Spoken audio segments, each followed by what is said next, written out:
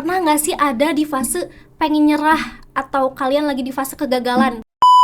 Awalnya misalnya kita berantakan, terus semenjak ikut bela diri ini kita jadi bisa ngatur waktu. Yang untuk internasional juara 2 atau silver, yang nasional juara 1. Halo iCitizen, selamat datang di SIA Talk, yaitu podcastnya anak D3 Sistem Informasi Akuntansi. Bersama aku, Cika Anako, yang akan menjadi host pada podcast kali ini. Nah, di episode kali ini kita akan membahas tentang prestasi mahasiswa di bidang olahraga nih, khususnya pencaksilat dan juga taekwondo. Nah, kebetulan banget di episode kali ini kita kedatangan dua narasumber keren yang boleh perkenalan dirinya. Halo, perkenalkan nama aku Gia Julius Santaputra dari Angkatan 23. Halo, perkenalkan nama saya Muhammad Alta dari Angkatan 25. Oke, sebelum kita masuk ke obrolan yang lebih jauh nih, boleh diceritakan nggak sejak kapan kalian menekuni olahraga itu? Boleh, Alta? Sok.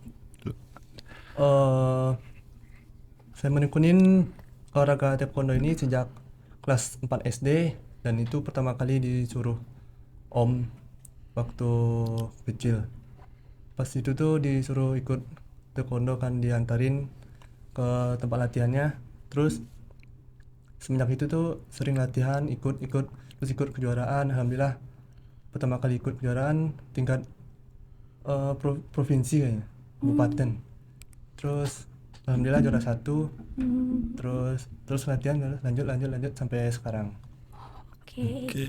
Nah, kalau untuk aku pas kenal sih karena dari ayah sendiri ya, karena ayah sendiri pencaksilat, cuman belum sebegitu tertariknya sama dunia pencaksilat. Ya dimulai dari SMA cuman ikut latihan tapi nggak rutin. Terus masuklah kuliah, di mana kuliah ini di lingkungan kenal nih sama pencaksilat, temen diajak terus nyambung juga sama pelatihnya, diajak terus tekun tuh selama kurang lebih dari awal 2024 sampai sekarang. Nah, puji Tuhan selama itu tuh udah 2 ikut kejuaraan, yang pertama internasional sama nasional.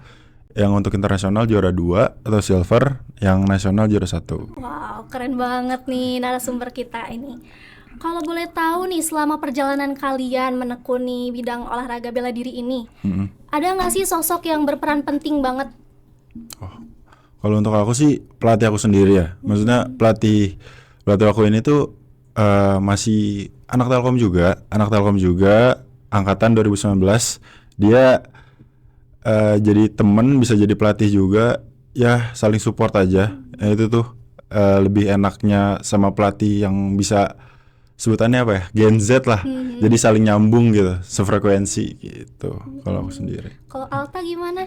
Kalau dari saya kakek yang paling berpenting.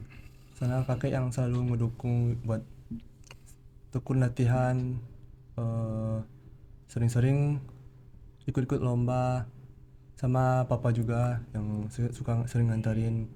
Kadang om juga kalau ikut kejuaraan ke luar daerah dia suka ngantarin. Oke, menarik banget nih ya. Kalau boleh tahu nih, sampai perjalanan sejauh ini kan pastinya ada proses dong yang dijalani. Boleh tahu nggak sih proses kalian sampai bisa di titik ini gitu, sampai bisa menang kejuaraan itu kayak gimana? Ya disiplin, sering ikut latihan, makan teratur dan begadang. Terus ya sering ikut latihan aja. Kalau Kak Gio nih? Sama sih, kurang lebihnya atlet tuh harus punya basic yang disebutin Alta ya, dimana disiplin, konsisten, terus latihannya rutin, serta pola makan atau pola hidupnya itu sehat. Nah, kalau untuk menjaga konsisten ya pinter-pinter kita manajemen waktu. Kita juga kan mahasiswa ya, dimana kita juga punya kesibukan perkuliahan. Nah, kalau aku sendiri sih latihannya kan jam 7 sampai jam 10 malam. Nah, itu dimulai hari Senin, Rabu, Jumat. Nah, itu pinter-pinter kita nih manajemen waktu. Nah, kita kuliah istirahatnya jam berapa, terus kuliahnya diporsir lah. Terus kalau misalnya mau kejuaraan itu lebih lagi kita konsisten dan disiplin karena itu jamnya pasti berbeda dan lebih lama dari pelatih. Biasanya kalau misalnya mau kejuaraan tuh mulai dari jam 6 sampai kadang jam 11 malam atau jam 12 malam baru pulang kayak gitu. Wah, latihannya berat juga nih ya. Kalau boleh tahu nih, tantangan terbesar kalian deh selama ikut olahraga bela diri itu apa? Kalau tantangannya sih, kalau aku sendiri lebih ke manajemen waktu sih. Karena kemarin ada kejuaraan, megang organisasi juga. Nah itu megang kuliah juga. Terus pasti ada tugas, apalagi kita kan anak D3 kan, di mana tugas terus praktikum tuh banyak banget. Itu tuh sih manajemen waktunya emang harus diperketat lagi sih untuk tantangan terbesar aku. Oke. Wah, berarti bagus nih ya time manajemennya Kak Gio nih. Kalau dari Alta sendiri tantangan tersulitnya apa nih? Kalau menurut aku cedera lutut ya. Oh iya. Soalnya waktu latihan coba tendangan tiba-tiba lutut tuk, terus pas digerakin sakit itu kan, terus di rumah dikompres sama kakek itu aja, naik turun tangga terus. Semenjak itu sampai sekarang nggak pernah lagi nyoba tendangan itu yang aneh-aneh. Gara-gara itu jadi takutan gitu. Wah, kalau dari cerita Alta nih kan, cedera tuh salah satu tantangan tersulit nih ya. Apa sih jangka panjangnya kalau misalnya kita cedera? Apakah bakal bisa berhenti jadi atlet kah atau gimana nih? Boleh tahu nggak? Kalau untuk menurut aku sendiri sih tergantung pribadinya masing-masing dalam menyikapi cedera itu. Ada yang trauma, ada yang malah pengen lagi nih latihan. Nah, kebiasaan atlet tuh lebih ke pengen lagi latihan. Jarang lah yang untuk trauma. Karena kita emang punya atlet tuh udah punya sifatnya masing-masing lah. Egonya masing-masing, kayak pengen latihan, pengen upgrade terus lah hidupnya. Terus tetap latihan. Aku kalau untuk cedera pernah di kaki, bengkok, jari, tangan. Tapi dari situ ngobrol lah sama pelatih, gimana nih caranya, ya urut atau ke dokter kayak gitu. Tapi tetap latihan, tetap lanjut. Tapi pelatih punya porsinya buat aku karena emang ada beberapa aku yang kayak cedera gitu. Jadi dibatasin beberapa gerakan kayak gitu. Oke. Kalau ini selama perjalanan kalian, pernah nggak sih ada di fase pengen nyerah atau kalian lagi di fase kegagalan? Kalau pernah, gimana cara kalian ngatasin itu? Kalau pas menyerah itu belum pernah, Kak. Jadi belum pernah sih sama buat kayak ngerasa mau menyerah atau kayak mau berhenti lah latihan, capek gini gitu, belum pernah, Kak. Kalau Kak Gio sendiri pernah nggak? Kalau aku sendiri pernah pas selesai latihan, karena setiap selesai latihan tuh apalagi mau kejuaraan itu bener-bener latihannya full. Terus apalagi ada conditional training itu tuh ya dilatih lah dari kaki dikasih bambu segala macem kayak gitu sampai biru-biru. Nah itu tuh buat ngelatih kita juga. Nah itu tuh sempet mau untuk nggak usah ikut kejuaraan aja ya, tapi ya ditengok ke belakang lagi, aku udah berjalan sejauh itu gitu loh untuk di titik ini. Jadi ya untuk sayang aja. Terus cara ngadepinnya ya itu nginget-nginget yang kemarin, latihan yang kemarin, udah ngeluangin waktu, luangin tenaga, terus capek juga kan tenaga gitu sih. Wah, berat juga ya sebenarnya, tapi semangat para narasumber kita ini yang patut dicontoh nih. Nah, selanjutnya selain proses latihan, kan ada juga yang namanya kompetisi. Ingat nggak kompetisi pertamanya kapan, di umur berapa? Terus perasaan kalian waktu ikut pertama kali kompetisi? Dari aku sendiri dulu ya. Yang pertama tuh di 2025 kemarin. 2025 itu namanya kompetisinya Pakubumi International Championship. Itu di Sijalak Harupat.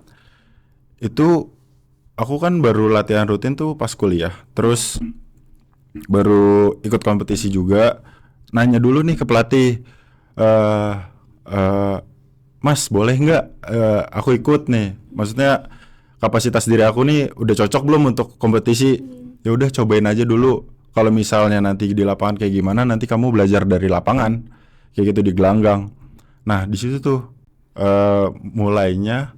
Dan perasaan pasti semua atlet untuk pertama kali turun di gelanggang sih nervous terus kita nggak tahu nih karena lawan kita dari mana, apa tinggi badannya seberapa, orangnya kayak gimana kita nggak tahu. Beda sama kalau kita latihan, kalau kita sparring kita tahu nih lawannya suka tendang ya kita jadi tahu segala macam. Nah kita nggak tahu lawan kita ini punya unggul di mana, nah kita unggul di mana kayak gitu sih.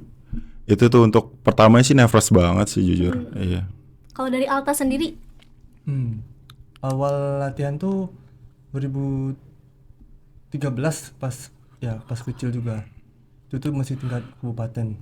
Nah pas itu tuh pas disuruh ikut kejuaraan, pas sebelum masuk lapangan tuh kan dipakein pelindung kaki, pelindung tangan. Nah itu pas dipakein kaki tuh gemetaran semua kedua-duanya. Wah. Ya, ketakutan gitu kan. Terus masuk latihan yang partai pertama menang. Nah main partai keduanya tuh lawan klub sendiri dapatnya. Jadi dibilang main santai aja katanya. Terus habis itu menang juga, jadi dapat emas tuh pertama kali pas kecil. Terus kelas 5 sempat berhenti, kelas 6 lanjut. Terus kelas 7 satu SMP tuh berhenti gara-gara tempat latihannya pindah, jadi agak jauh, jadi nggak latihan dulu. Terus kelas 3 SMP lanjut lagi, ikut kejuaraan di Solo di Sumatera Barat. Nah di situ tuh tingkat Sumatera Barat. Nah itu aku juara 3 juga. Lulus SMP, SMA lanjut ke Bandung, terus nyari taekwondo juga di Bandung. Lanjut latihan di sini pas bulan tahun 2024 tuh ada kejuaraan di Jogja tingkat nasional. Nah telepon orang tua ikut ke sana, udah ikut katanya. Jadi ikut ke sana tanding. Tuh ya sempat malam hari sebelum tanding tuh pikiran nggak bisa tidur, besok lawannya siapa lah, kalau kalah gimana lah gitu. Sempat takut, pokoknya malam tuh susah tidur. Terus pas udah main selesai itu tuh hati udah tenang, udah agak gitu.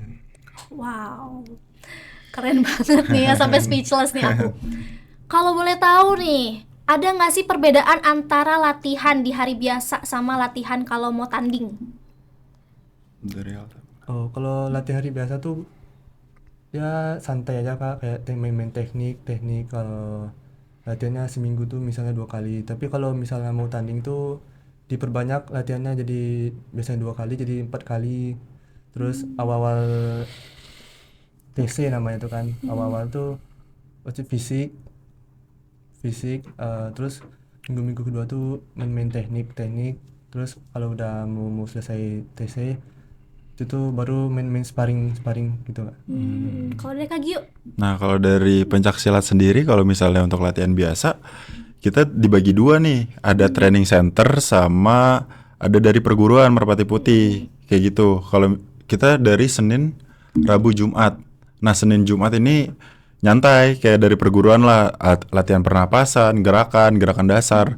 Kalau untuk training center, untuk latihan biasa ya nyantai aja sih, kayak olahraga biasa, jogging, push up, sit up, main teknik silat, tendangan segala macam. Kalau untuk mau kejuaraan, nah di sini baru bisa 2 kali 3 kali lebih ketat dan lebih lah untuk latihannya, dari tendangannya, dari pukulannya, waktunya kayak gitu sih kalau untuk mau kejuaraan sendiri. Sulit ya, tapi bisa dijalanin tuh hebat banget sih. Oke, selanjutnya nih, kan selain persiapan fisik, ada juga persiapan mental. Gimana nih persiapan mentalnya kalau mau tanding? Kalau aku mental, karena di Merpati Putih latihan nafas, ya udah nafas aja sih, latihan pernapasan aja untuk kayak biar sebelum kejuaraan itu kan pasti kan jantung duk duk duk duk. Nah di situ tuh. Nah untungnya aku berlatih pernapasan biar si nafasnya ini santai. Nah kita tuh pikirannya tenang, nyantai kayak gitu. Jadi mentalnya juga aman, nggak yang gonjang-ganjing banget sih untuk lawannya siapa segala macam Ya, kayak oke. gitu. Kalau Alta nih gimana nih persiapan mentalnya kalau mau tanding? Ya, kalau bisa menurut aku ya kayak kemampuan kita nih segini misalnya kan, terus cobain sparring sama yang lebih jago dari kita misalnya, cobain sparring gitu-gitu. Nanti itu kalau sering-sering kayak gitu nanti kayak terbiasa, jadi kayak udah lumayan walaupun masih ada takut-takutnya sebelum tanding tuh. Jadi kayak kalau sebelum tanding biasanya diam terus dengerin lagu gitu. Oh, oke. Wah, keren juga nih ya. Udah malah persiapan fisik iya, persiapan mental juga iya. Oke, selanjutnya nih. Selain masalah prestasi dalam pertandingan, pelajaran hidup apa yang bisa kalian dapetin selama ikut olahraga bela diri? Sok. Ya kedisiplinan waktu Kak. Jadi dari awalnya misalnya kita berantakan, terus semenjak ikut bela diri ini kita jadi bisa ngatur waktu, konsisten. Terus jadi kalau kayak kita tuh jadi ada pegangan bela diri gitulah kalau misalnya kita di mana-mana gitu, kalau misalnya jadi kita ada pegangan bela diri gitu. Kalau dari aku sendiri bener sih yang dibilang Alta, kita jadi belajar manajemen waktu, benar-benar manajemen waktu, terus ya konsisten. Apalagi di luar sana kan kita nggak tahu nih kalau misalnya kita ada musuh atau ada siapa. Yang penting kita ngelindungin diri kita sendiri ini nih dari bela diri gitu sih yang penting. Wah, keren banget nih ya. Berarti banyak banget pelajaran hidup yang bisa diambil nih teman-teman semua. Nih sekarang aku mau tanya, pernah nggak sih ada kejadian unik atau lucu selama kalian ikut bela diri? Mau latihannya, mau lingkungannya? Kalau untuk lucu, jujur teman-teman di silat ya lucu-lucu, cuman untuk momennya di mana paling ini lucu tapi ngilu juga sih. Yang dimana temen aku tuh ada sparring sama pelatih. Jadi kita tuh emang kalau sebelum kejuaraan emang harus sparring sama pelatih nih, karena kan pelatih 10 kali lipat lah dari tenaga kita, tekniknya juga. Iya. Jadi gimana caranya kita ngalahin dia gitu. Nah pernah ada momen di situ teman aku ini ngebanting pelatih set, cuman gak kuat. Akhirnya pelatihnya juga kan nahan. Terus si matras kan ada pengaitnya ya. Kaki jempol pelatih aku masuk jempolnya ke sela-sela matras. Nahan, tulangnya keluar, tapi itu awal ketawa dulu. Awalnya nggak ada yang percaya kan. Ketawa, ternyata darahnya ngocor. Abis itu langsung panik.